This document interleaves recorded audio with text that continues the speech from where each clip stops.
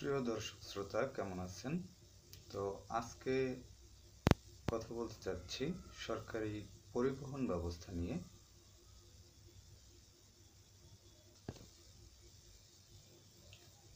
যে সকল কারণে সরকারি পরিবহন ব্যবস্থাগুলো দিন দিন অবনতির দিকে যাচ্ছে এবং উন্নতি করতে পারছে না, সে সকল কারণগুলোর মধ্যে কয়েকটি কারণ আমি আপনাদের সামনে তুলে ধরব এবং এর পরবর্তী যে আলোচনা রয়েছে সেগুলো আপনাদের সম্মুখে তুলে ধরব। সরকারি কর্মকর্তা কর্মচারীদের উদাসীনতার ফলে সরকারি যে পরিবহন সেক্টর সেটি কিন্তু দিন দিন অবনতির দিকে যাচ্ছে। সঠিক পরিচালনা ব্যবস্থায় সমস্যা থাকার কারণে এই সমস্যা দিন দিন বেড়ে চলছে। অনেকের মধ্যে সরকারি সম্পত্তি লুটপাট করে ধনী হওয়ার প্রবণতা দেখা যায়, যার ফলে এই সরকারি পরিবহন সেক্টর সমস্যায় পড়ে এবং উন্নতির মুখ দেখতে পায় না।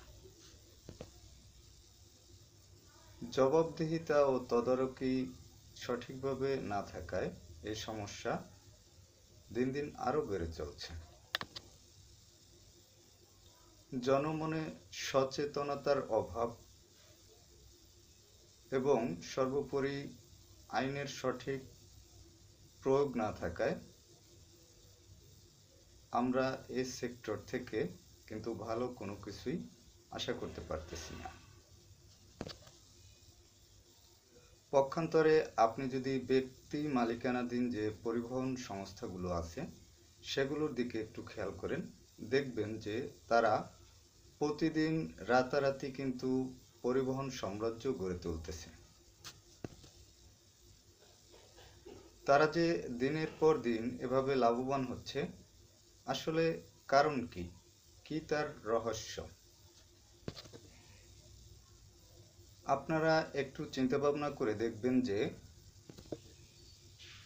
যারা ব্যক্তি মালিকানাধীন পরিবহন ব্যবসা করে তারা কিন্তু দিনের পর দিন একের পর এক তাদের যানবাহনের সংখ্যা বেড়ে চলছে এবং তারা এ সেক্টর থেকে লাভবান হয়ে পরিবহন সাম্রাজ্য গড়ে তুলতেছে। পক্ষান্তরে বিআরটিসি কর্তৃপক্ষ দিনের পর দিন পেছনের দিকে যাচ্ছে এবং তারা লাভবানের থেকে লোকসানের দিকে বেশি এগোচ্ছে। কোনো কোনো ক্ষেত্রে লাভবান হলেও কোনো কোনো ক্ষেত্রে তাদের ক্ষতির আশঙ্কাই বেশি থাকে। কেন তারা এই ক্ষতির সম্মুখীন হচ্ছে? কারণ কি? এর রহস্য কোথায়?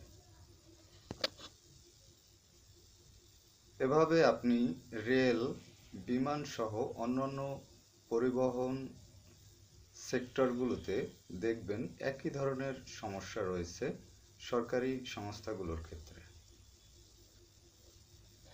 বা সরকারি পরিবহনগুলোর ক্ষেত্রে।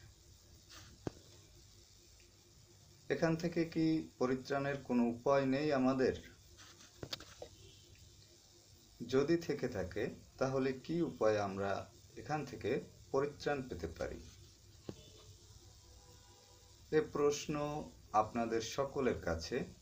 কিভাবে আমরা এই সমস্যা থেকে পরিত্রাণ পেতে পারি বা কি উপায়ে এগুলো নিরসন করা যায়?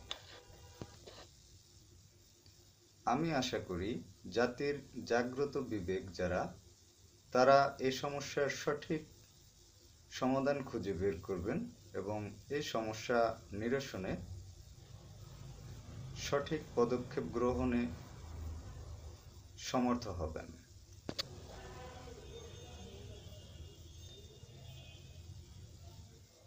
তো আপনারা